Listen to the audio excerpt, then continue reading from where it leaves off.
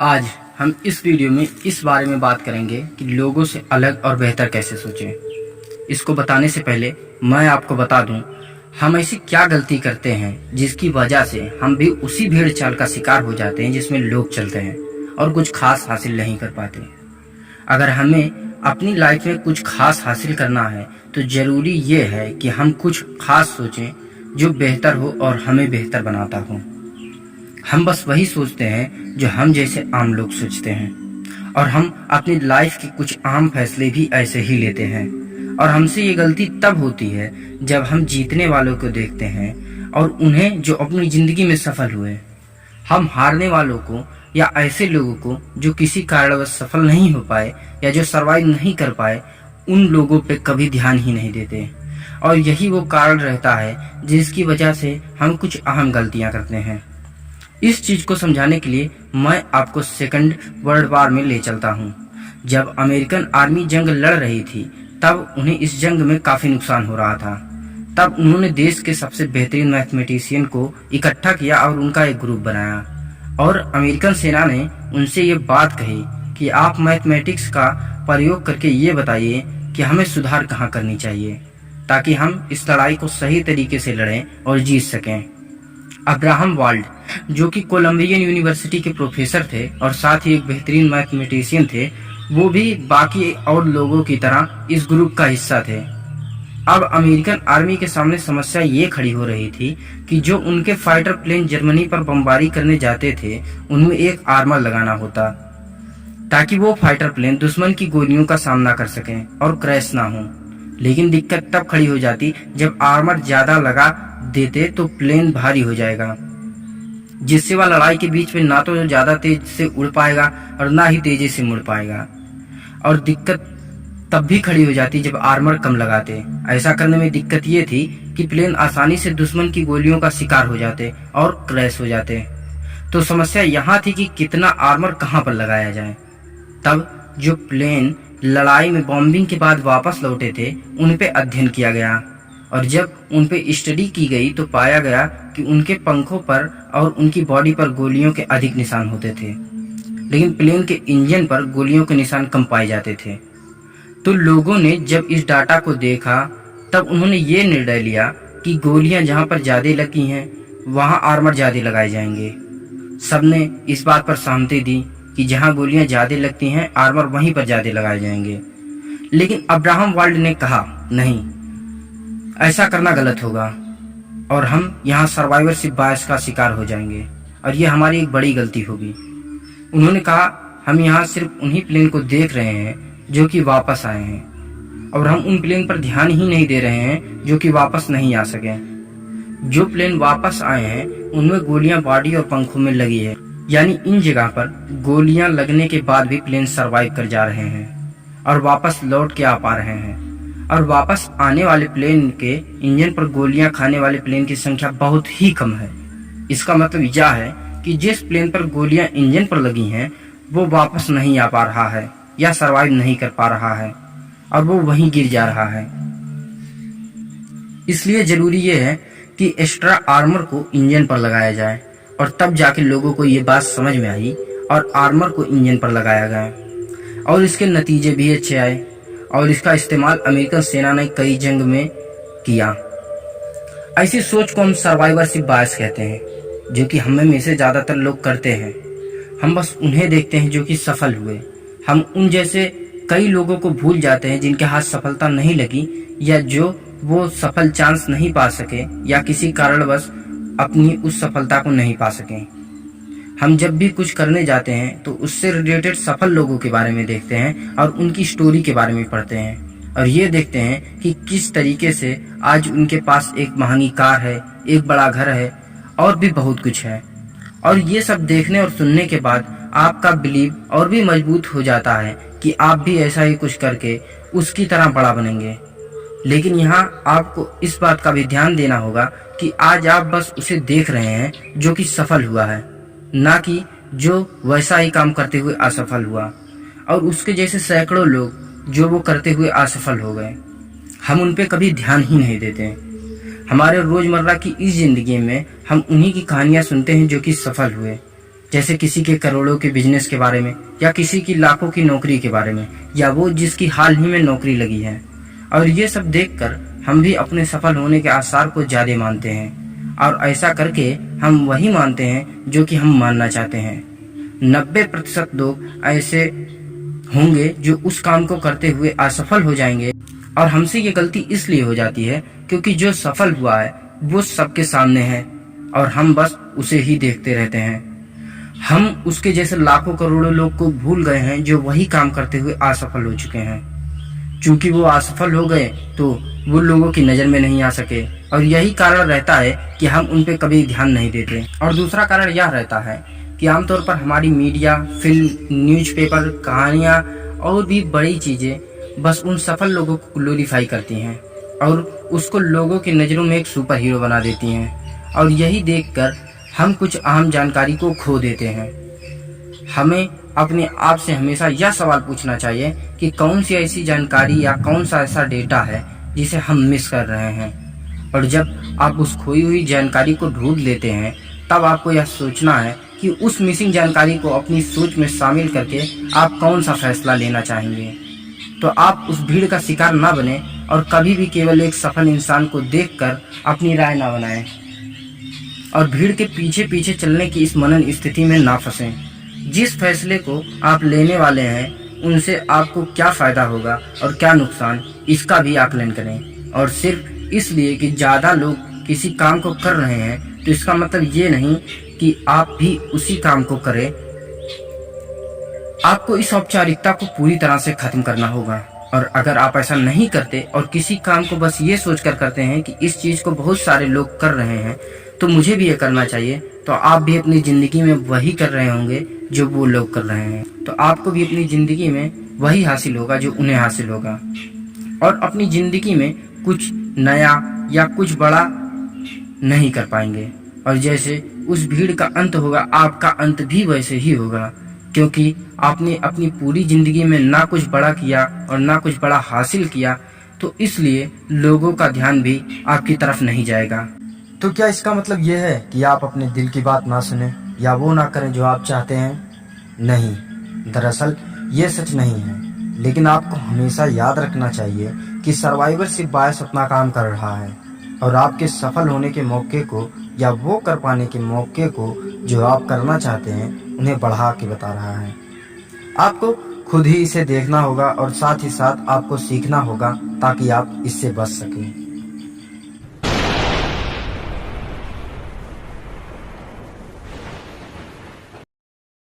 मैं आपको बताना चाहूंगा कि इस दुनिया का सबसे आश्चर्यजनक रहस्य क्या है, जिसे हम में से ज्यादातर लोग नहीं जानते। एक बार महान चिकित्सक अल्बर्ट स्वीटजर से पूछा गया कि डॉक्टर, आज आदमी के साथ सबसे गलत बात क्या है। महान डॉक्टर एक पल मौन रहे और फिर कहा कि सिर्फ ये कि आदमी सोचता नहीं है। और आज मैं भी आपसे इसी के बारे में बात करने वाला हूँ। आज हम एक ऐसे युग में जी रहे हैं जिसके लिए आदमी हजारों वर्षों से कल्पना कर रहा था और सपने देख रहा था, लेकिन आज हमें जब वो सारी चीजें उपलब्ध है तो हम इसको कोई कीमत नहीं देते हैं, और हम इसे एक प्रदत्व मान रहे हैं जैसे ये हमें यूं ही मिला है। हम इसके पीछे छिपे संघर्ष और मेहनत को भूल गए हैं। चलिए हम 100 ऐसे लोगों को लेते हैं जिन्होंने 25 साल की उम्र में अपने करियर की शुरुआत की। क्या आपको अनुमान है कि 65 की उम्र तक होते होते इनके साथ क्या होगा? 25 की उम्र में शुरुआत करते हुए इन सब का यही विश्वास होता है कि ये कामयाब होंगे। 65 वर्ष की उम्र आते आते इनमें में से एक अमीर बन गया होगा, 4 आर्थिक रूप से आत्मनिर्भर हो चुके होंगे और इस उम्र में भी काम कर रहे होंगे, और बाकी के 90 टूट चुके होंगे और उन्हें अपनी जिंदगी में कुछ खास हासिल नहीं हुआ होगा। अब जरा सोचिए, 100 में से सिर्फ 5 लोग ही किसी स्तर तक पहुंच सके, और सारे लोग इतनी मात्रा में नाकाम क्यों रहे? अब मैं आपको सफलता की परिभाषा बताता हूँ। सफलता का अर्थ है किसी महान लक्ष्य निर्धारित कर उसी दिशा में आगे बढ़ना। आज हमारे समाज में साहस और हौसले की विपरीत चीज कायरता नहीं है, बल्कि ये है अनुरूपता। आज हमारे सामने सबसे बड़ी चीज है अनुरूपता, यानी बिना सोचे समझे भीड़ के पीछे पीछे चलने की मनन स्थिति। हम में से अधिकांश लोग वैसा ही कर रहे हैं जैसा दूसरे लोग कर रहे हैं, और वो भी ये जाने समझे बगैर कि आखिर क्यों। लगभग 7 साल की उम्र में हम पढ़ना शुरू कर देते हैं और 25 के होते होते हम रोजी रोटी कमाना शुरू कर देते हैं, साथ ही परिवार की देखभाल भी। लेकिन 65 की उम्र तक होने के बाद भी हम ये नहीं समझ पाते कि आर्थिक रूप से आत्मनिर्भर और निश्चिंत कैसे हुआ जाए, और साथ ही खुशहाल जीवन कैसे जिया जाए। क्यों? बस इसलिए कि हम औरों के साथ एक राह पर चल रहे हैं। और मुश्किल ये है कि हम समाज के उस बड़े और गलत प्रतिशत का अनुकरण कर रहे हैं, यानी उन 95% का जो सफल नहीं हुए। तो अब सवाल ये उठता है कि इतनी बड़ी संख्या में लोग औरों की नकल क्यों करते हैं? इसका उत्तर वो भी नहीं जानते। उनका विश्वास है कि परिस्थितियों ने उनका जीवन एक सांचे में गढ़ दिया है।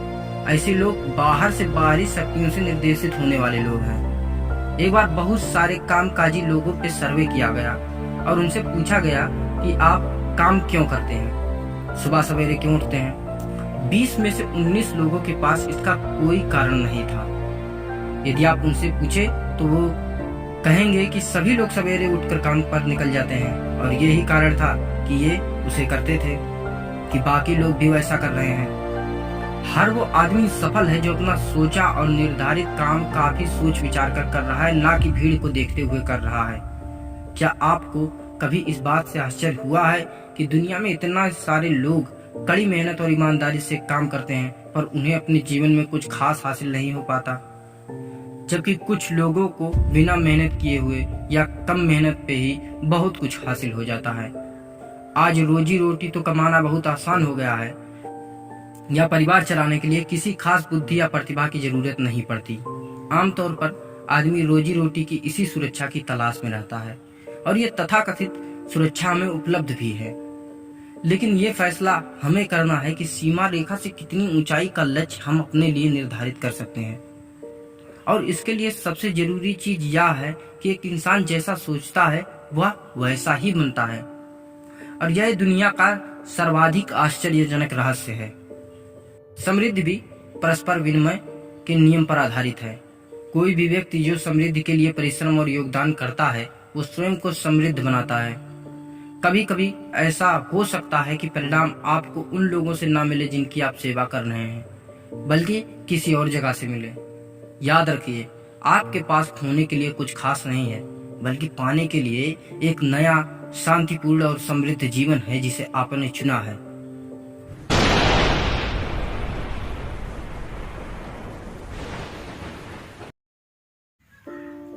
आज का सवाल यह है कि हम क्रिएटिव आइडिया क्यों नहीं सोच पाते, क्यों बार बार हम उन्हीं पुराने आइडियाज पर चलते हैं जिन पर और भी बाकी सारे लोग चल रहे होते हैं, या जो हर इंसान सोच रहा होता है। पर जब आप वही करेंगे जो आपके जैसे बाकी लोग कर रहे हैं, तो आपको भी उन्हीं की तरीके के रिजल्ट मिलेंगे। आपको भी वही सेम रिजल्ट मिलेंगे जो और भी बाकी सभी लोगों को मिलेंगे। हम सब हर एक काम में सबसे पहले जवाब देने के लिए ट्रेन हैं, और ऐसा इसलिए है कि जिस सिस्टम में हमने अब तक सबसे ज्यादा समय बिताया है, उसी ने हमें यह सिखाया है। क्या आपको मालूम है कि आपने सबसे ज्यादा समय किस सिस्टम में बिताया है? आसानी से इसका जवाब मिल जाएगा, क्योंकि इसका जवाब ढूंढने की जरूरत ही नहीं है। क्योंकि हम में से ज्यादातर लोगों ने जिस सिस्टम में ज्यादा समय बिताया है वह है स्कूल सिस्टम। स्कूल और कॉलेज, यहाँ पर हम या आप जैसे लोगों ने 15 से 20 साल बिताए होते हैं। स्कूल और कॉलेज में जब कोई टीचर सवाल पूछता है, तो जो बच्चा सबसे पहले आंसर देने के लिए हाथ उठाता है, उसका टीचर उसे आंसर करने के लिए बुलाता है, और वो आंसर देता है।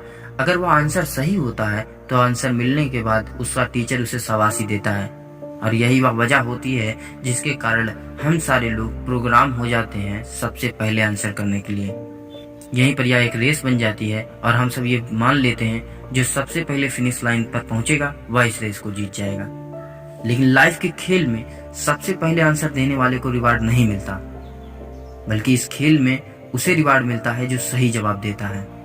और हम या आप जैसे लोग उसके लिए तैयार नहीं होते, क्योंकि हमने जिस सिस्टम में 15 से 20 साल बिताया है, वहाँ हमारी यह ट्रेनिंग हुई है कि सबसे पहले जवाब देने की।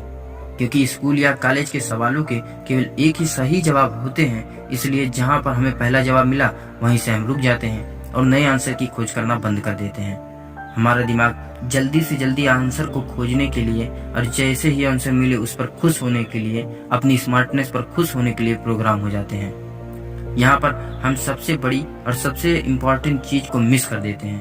पहला यह कि जिंदगी के स्केल में सबसे पहले आंसर करने वाले को नहीं बल्कि सही आंसर करने वाले को रिवार्ड मिलता है।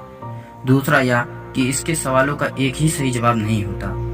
यहाँ पर कई जवाब होते हैं एक ही चीज को हल करने के लिए, एक ही समस्या को हल करने के लिए। यहाँ पर कई ऑप्शन होते हैं, कुछ बहुत ही अच्छे होते हैं, कुछ अच्छे नहीं होते या कुछ उतने अच्छे नहीं होते।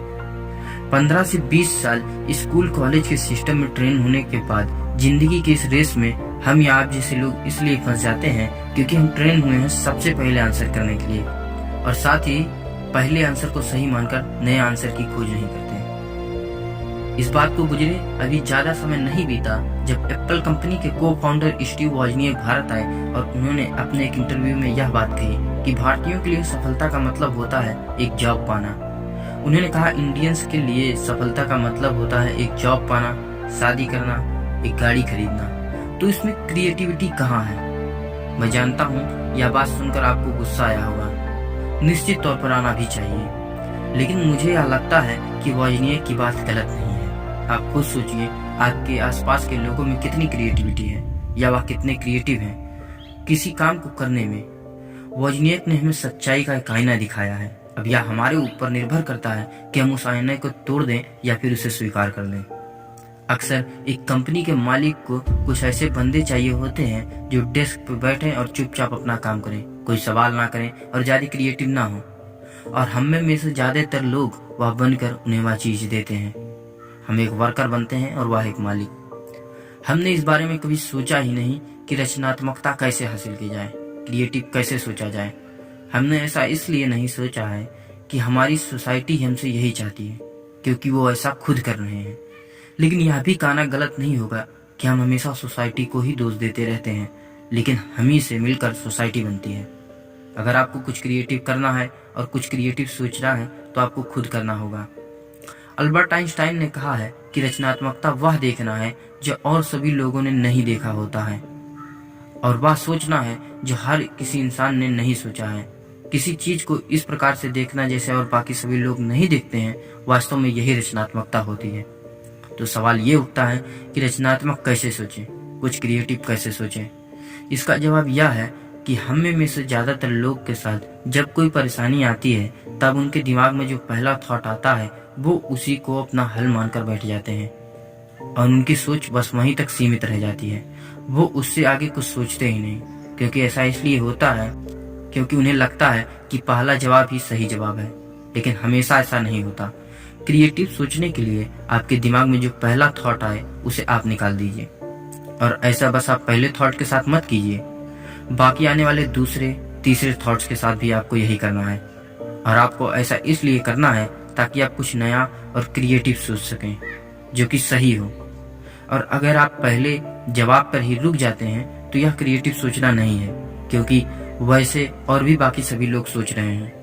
और अगर आप उन्हीं बाकी सभी लोगों की तरह सोचते रहेंगे तो आपको भी उसी तरह के रिजल्ट मिलेंगे जैसे उन सभी लोगों को मिलेंगे, क्योंकि आपने उनसे अलग कुछ सोचा ही नहीं। आपको डिफरेंट तरीके के रिजल्ट तक नहीं मिलेंगे, और अगर आपको डिफरेंट तरीके के रिजल्ट चाहिए तो आपको डिफरेंट तरीके से सोचना होगा। क्रिएटिव सोचने का मतलब यह नहीं है कि आप सही जवाबों को दरकिनार करते रहें। इसका मतलब यह है कि आप अलग सोचें और साथ ही साथ सही सोचें। क्रिएटिव सोचने के लिए एक और सबसे जरूरी चीज यह है मिसिंग जानकारी को खोजना। हमें अपने आप से हमेशा यह सवाल पूछना चाहिए कि कौन सी ऐसी जानकारी है या कौन सा ऐसा डाटा है जिसे हम मिस कर रहे हैं। और जब आप उस खोई हुई जानकारी को ढूंढ लेते हैं तब आपको यह सोचना है कि उस मिसिंग जानकारी को अपनी सोच में शामिल करके आप कौन सा फैसला लेना चाहेंगे, और साथ ही साथ आपको अपने लिए हुए फैसले का आकलन भी करना है।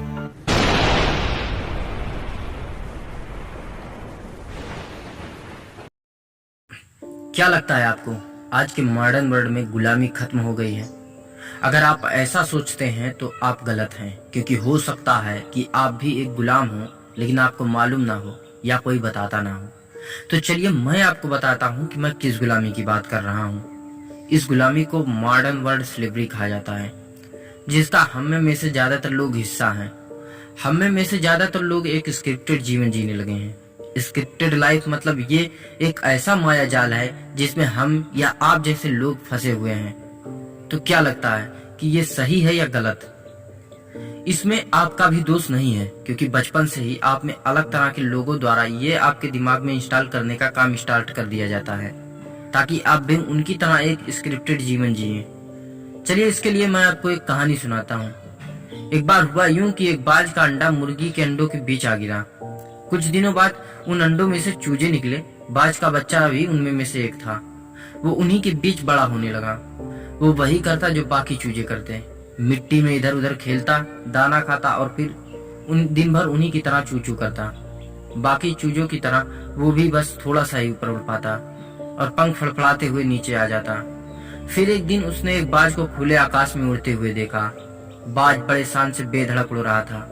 तब उसने बाकी चूजों से पूछा कि इतनी ऊंचाई पर उड़ने वाला वो शानदार पक्षी कौन है? तो चूजों ने कहा, वो बाज है, पक्षियों का राजा। वो बहुत ही ताकतवर है और बड़ा है, लेकिन तुम उसकी तरह नहीं उड़ सकते क्योंकि तुम तो एक चूजे हो। बाज के बच्चे ने इसे सच मान लिया और कभी वैसा बनने की कोशिश नहीं की। वो जिंदगी भर चूजों की तरह रहा और एक दिन बिना अपनी असली ताकत पहचाने ही मर गया।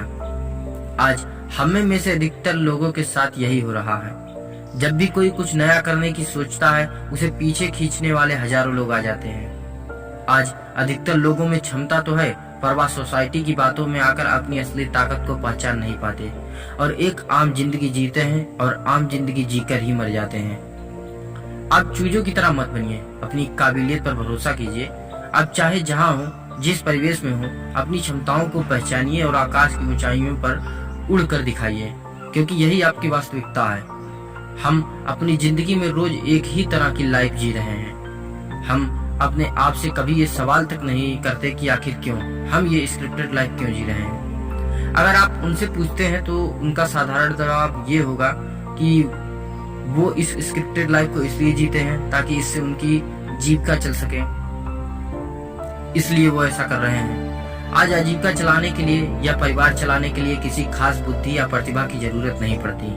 आमतौर पर आदमी रोजी रोटी की इसी सुरक्षा की तलाश में रहता है और ये तथाकथित सुरक्षा हमें उपलब्ध भी है और हम ना खत्म होने वाली इस खुशी की रेस में भागते रहते हैं और बचपन की उसी प्रोग्रामिंग की वजह से हम बस जिंदगी भर ना खत्म होने वाली उसी रेस में भागते रहते हैं और वो भी इस कल्पना के साथ कि बस ये चीज मिल जाए तो खुशी मिल जाएगी या वो चीज मिल जाए तो खुशी मिल जाएगी या वो कार मिल जाए या वो घर मिल जाए और ना खत्म होने वाली इसी रेस में बस ऐसे ही भागते रहते हैं।